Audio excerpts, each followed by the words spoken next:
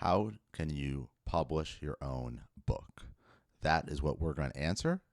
We're going to talk about how you can approach it, how you need to think about the mentality of what you're doing, and really how do you get to release. This will not be a technical walk. We're going to talk about the workflow, the process, and some of the mindset, and one particular publisher's tools.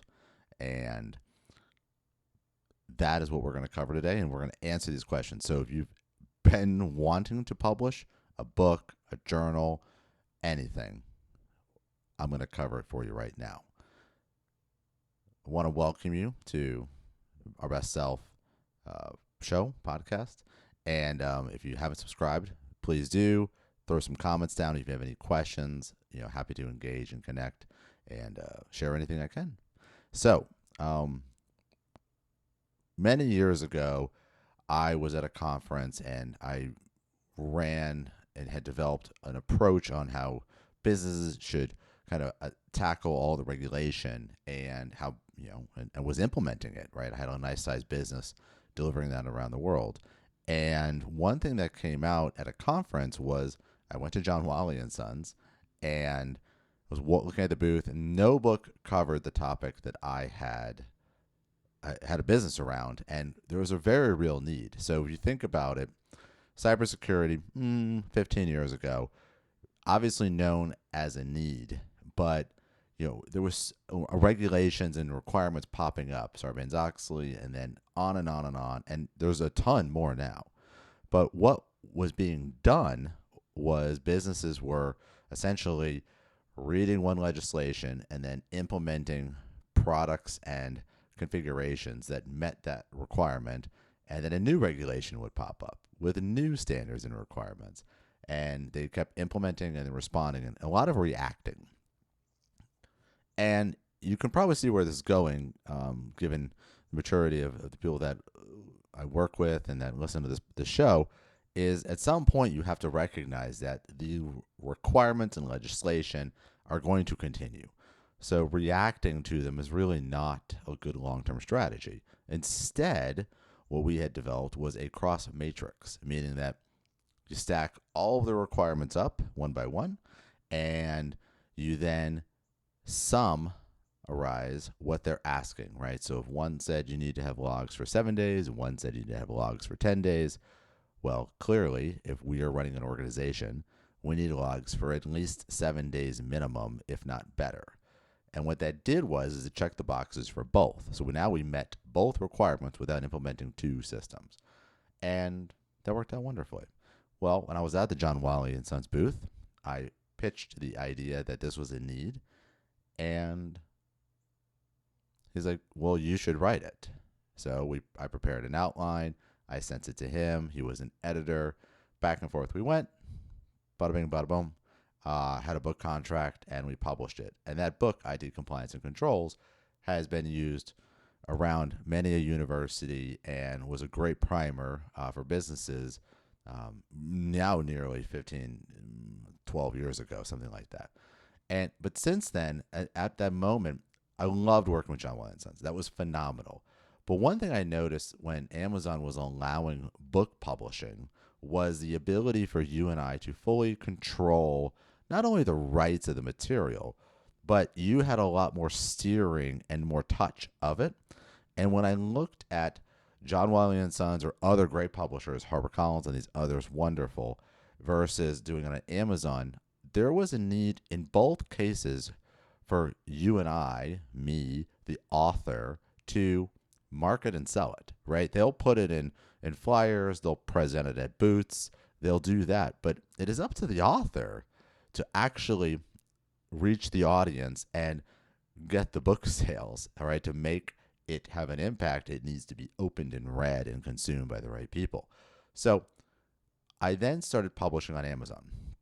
And each book has a different reason for being published, and I'll talk about those in a minute as it applies to you. Because when you're looking at the book you want to publish, you really need to think about, what are you trying to accomplish? Who are you trying to serve? So first off, I wrote this book, How Not to Be Hacked. Very basic. But it was basic to me because I'm an expert in cybersecurity, among other things. And what I put together in this was the bite-sized actions people need to do to be safe online. How can you not be hacked using your computer, your smartphone, using ATMs when you travel, etc. And I pull these facts together from the people that are leaders in my industry and myself, because we live and breathe it every day, right? So what was obvious and easy to us, for instance, never using your debit card, only using a credit card in transactions, is not obvious and apparent to everyone. And so when I had that realization, I was like, well, I need to write a book. One, because my family keeps asking. Some people have gotten harmed because of online criminals. So we're going to write a book. So I wrote this book. What was fun about this, and something you're going to be able to leverage, is first off, the cover. You get to design the cover. I like dogs, so I put a dog on the cover. I did not make this cover, though. I used Fiverr and other tools to bid out the work and have somebody make a cover that was compatible for Amazon. And that was wonderful. And then I had a copy editor help me on the inside. And that's how we got to the finished product. So I learned a lot with that one. Well, then my friend I have a daughter. She's 14 now. And I essentially was a single parent after our divorce from the time she was 6 months old. And I really had to learn, how do you raise a child? So I read countless books on experts, psychologists, and the research, the Harvard research on how to, how people can be happy in their lives. What do they need to do? Some very specific guidance. And so I took that guidance and I was using it for many, many years, and very proud of the person that my daughter's become. But my best friend was having a child. And so I decided we're going to do a research project, and we're going to collect from child psychologists, teachers, and pulling the greatest research over the last 100 years on how to raise great children. And so I put this together. Again, Amazon. This time, family's on the cover. And I made this cover using, again, somebody to help me online. It was like $10 to do it. And again, a copy editor to finish the book. Again, Amazon. Now, one thing I think you're seeing here, and there's more, right? So wrote a book on NFT security. My wife wrote a book on embracing balance. She's phenomenal on, finding mindfulness, and works with, really kids with behaviors and challenges, and it applies to everybody. Another journal, and then she wrote a love book, and this one is Better Together, and it's really wonderful, and it's a perfect coffee table piece, but it's hardcover. And so what I wanted to show you with these is there is a lot of types of books you can make that have different intentions and different audiences. But you need to know your audience. Like, who are you writing a book for? And when you know that and you start from that, then you can answer the question of, what do they need to know? What can I convey to them that will give them something of value worth picking up the book? Because books are the highest ROI, right? If you think about it, you spend 15, 20, $25 on a book that someone has lived and put in a decade, 100 years of research and knowledge into. You just need to spend $20 to get it, and you read it over maybe 8-10 hours total, and you have now consumed 100 years of knowledge. That is an incredible return on investment for you. So as the authors, though, who is the audience, what's the value they're going to get? Now, how do you publish? Okay, first things first, we're going to get tactical. If you want to publish on Amazon or anywhere, because you can use this method that I'm going to articulate that's for Amazon, but you can do it for any of them. And actually, at any point in time, you can stop doing it for Amazon and do it for anyone else. There are plenty of independent publishers, and even the big publishers would be happy to take your work. So, number one, go to Amazon's website. I would Google it to make your life simpler, and you're going to download the book template for the size of book you want to release. This is super important. There are Word versions. There's versions for the Mac. You can upload it into Google Docs, but you want to get the size paper template for your book off of Amazon. Just download the template. And this is why. You'll notice these books. There we go. Let's do it properly. Here we go. Sorry, I'm looking at the camera to make sure I got it right. These books are a smidge different. in size. They're slightly different. That makes a huge deal in the book world, right? Because there is part of the page has got to be where the text is, and then you got to have the bleed, and then you got the cut marks, right? And then you got the inside margin.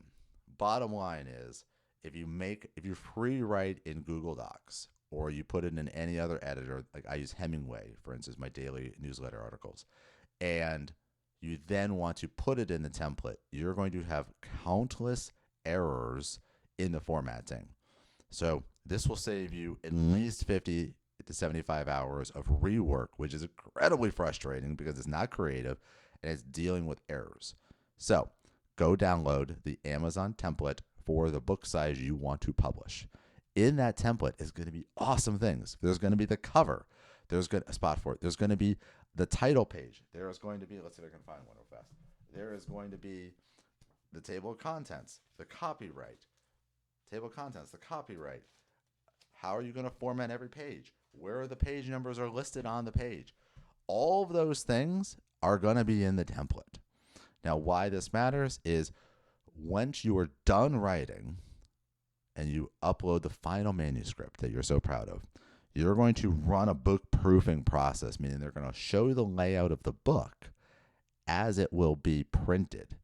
And if you're using the template, you're going to be miles down the road to it looking correct. Because if you don't, you're going to have to move a lot of things. There's going to be, invisible carriage returns. There's going to be things that you're not seeing. So, step one, download the template. Really, step one is, know your audience and what value you're going to provide. But process-wise, download the template. Number two, I want you to pull up that template. First, I'll give it a new name, save it, put the date on it. Now I want you to write, and just write. Don't worry about anything else. When I'm advising people that want to write, one person, she's got like 80 things written ready to go. She downloaded the template, but won't move them into the template yet. Another one has nothing written and only is staring at a blank page on the template because they're thinking through and they're getting stuck in the creative process. And so all I can advise you is just write. Follow your outline, create your table of contents, start moving content around if you've been using any notes, and just start building out sections. You will constantly rework them. And so the the personal hurdle that people have to overcome as a first-time writer is they think what they write the first time is the final version. So therefore, they're trying to hit perfection. It's trying to be concise. It's trying to cover all the topics at once. And that's really not necessary or appropriate at the time. At the beginning, first draft, the first cut of the book is literally you just putting down the content. Cut 2 is you're reorganizing it in the template.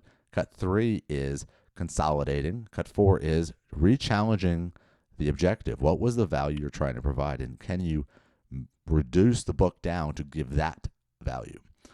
Then, after you've done that, now you can start really, should I move sections? How is the flow?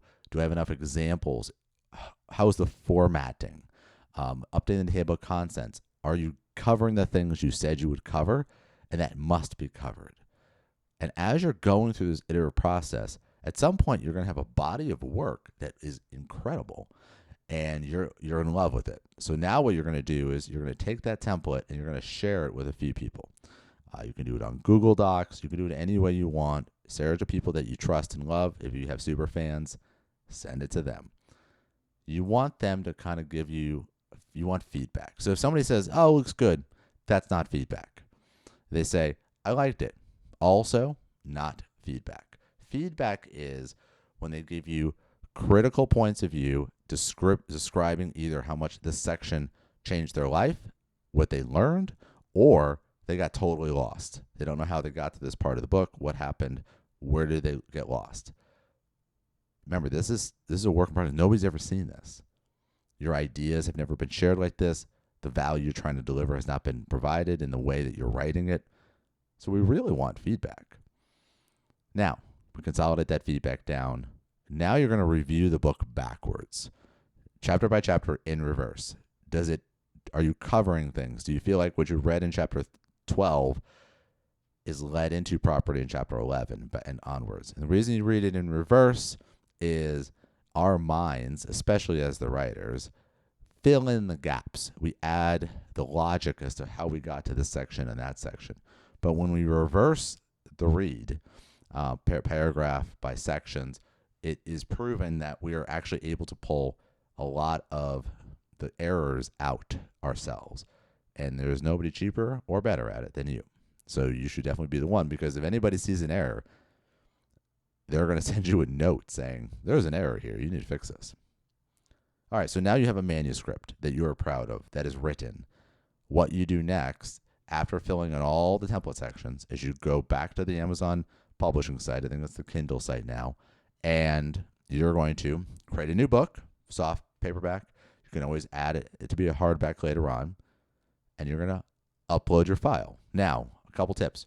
When you're filling out the basic information, the title, you need to get the title pretty close to right. The description of what it is, also pretty close to right.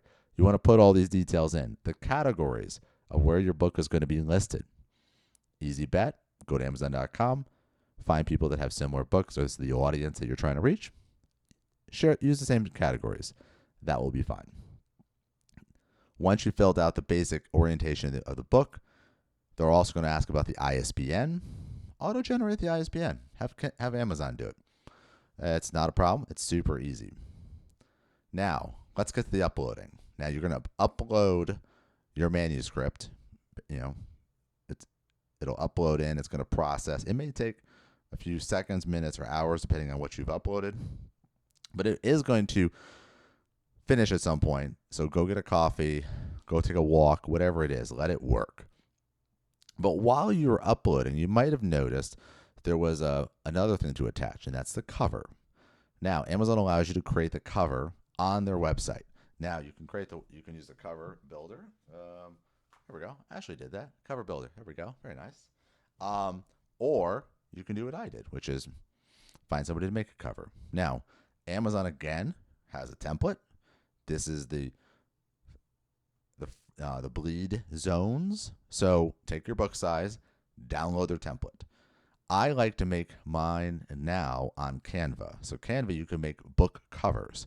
So go to Canva, make a book cover. Start with a template, however you want to do it. But I want you to take the template that Amazon provides, with the bleed lines for the cover, and put it in transparent mode, 10%, 20%, and put it on top of your book cover that you've just designed, and see where the lines are and where we're bleeding and where we're not. That will allow you to make edits to make sure that the language you have in the spine, on the back, and on the sides are all visible in the right location and are not covered up by a barcode. Remember, if Amazon's making the barcode for you, they're going to lay it on top in a very specific section, and it shows it on the template, so it's not a surprise. But if you pay for your own ISBN, then you'll insert it yourself. So that is a great tip. If you want to make your cover, put the transparent mode template on top of your book cover, and then watch where that barcode is going. You'll save that as a PDF, and then you'll upload it back to the Kindle Amazon site on the same book that you're working on. Now, when you're doing this, understand there is a giant difference between your book having 75 pages and 150 pages, right? The spine is going to get wider. And so when we're proofing our book later on, we want to make sure we're mindful of how wide does that spine need to be, because you might have things bleed over from the front or the back into the spine if we're not careful. Amazon's really going to flag it and show you, right? Their proofing viewer is very good. And you'll get errors if they're like, it looks like something from the cover is bleeding into the spine. And then that's a simple fix. You just widen the spine in your Canva design, download a new, and re-upload. And so let's say today you've made your cover, you've got it marked to spec, you've uploaded it, you've proofed you've uploaded your manuscript, and the proof is ready for your review. When you jump in there, you're going to see lots of error codes. Either it's going to be too short, it's going to be too long, things might be off the page. whatever the errors are, something's going to happen. Take your time, go through and notate them. Now, I like to do is if there's only a couple dozen, I actually will open my editor and I will make all of the changes in real time as I'm looking at on one screen. I work on the other, web page, or if I'm using Google Docs, for instance, and I make those corrections I'm going through. And now when I'm done with that proof and I've captured everything that I think is right, and this is why I do it in real time. For instance, let's say I have the chapter. I want the chapters happening on the right-hand page. In chapter 1 is on the right-hand page. Chapter 3 is on the one-hand page. Chapter 7 is on the right-hand page. They're all on the right-hand page. So the left-hand page is going to be blank.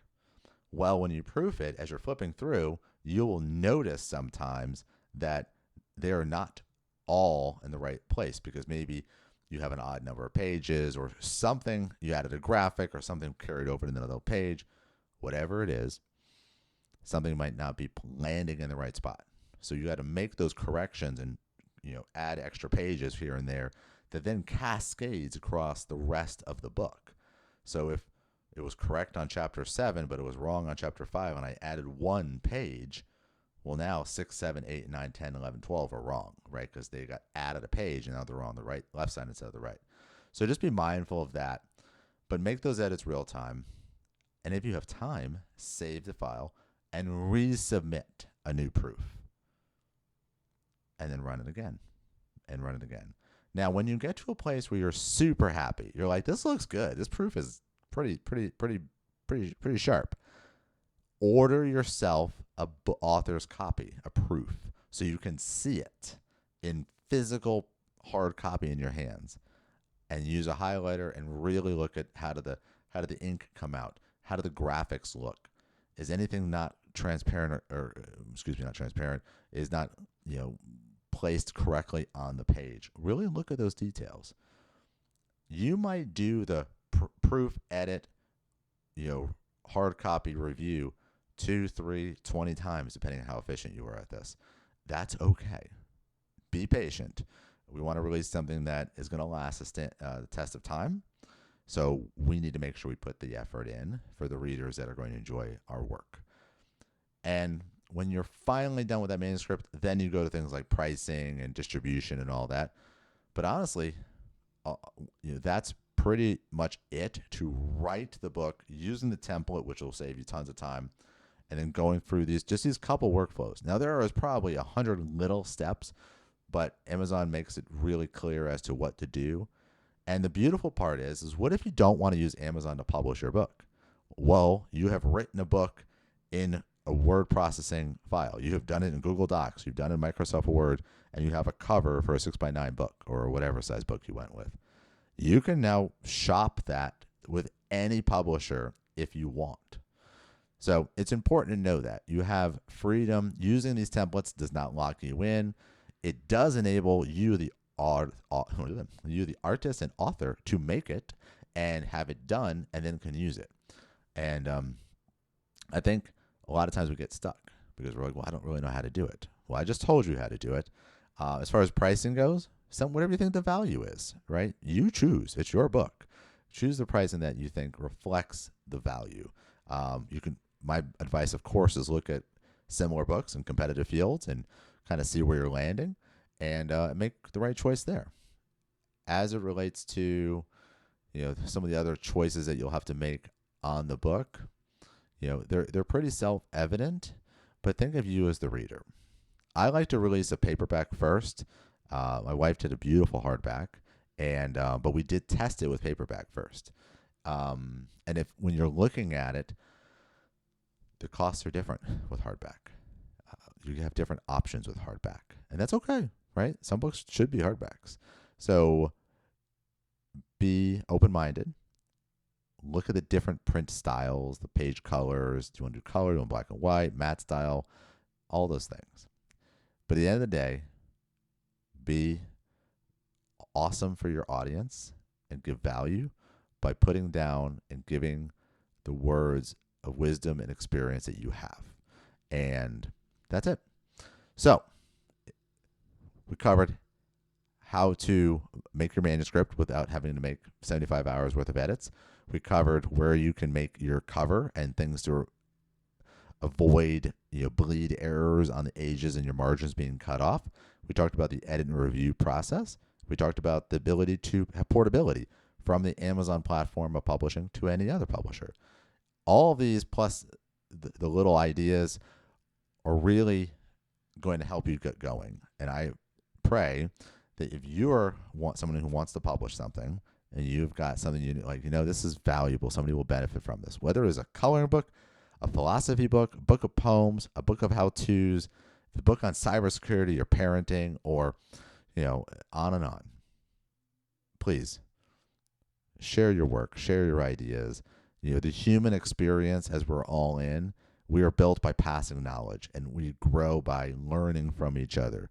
And the only way that happens is if you put your words down and you share them. So I hope you have an amazing day. I hope today you will start that book that you've been dreaming about and thinking about. Stop dreaming and thinking about it. Start doing it. Make your dream real. You might have a very small audience. You might have 5 people are going to enjoy this book, but those 5 are never going to enjoy it if you never write it or release it. I wrote my parenting book for my friend who was having his baby. He got a author's copy, a proof copy, because it wasn't done from a proofing point of view. And it is my best-selling book in coffee shops and directly from individuals, right? My cybersecurity book has had good success, nothing crazy. And that was only done online, right? And so there's no right channel. There's just where is the people you're trying to serve, and if you serve them, then you've done your job.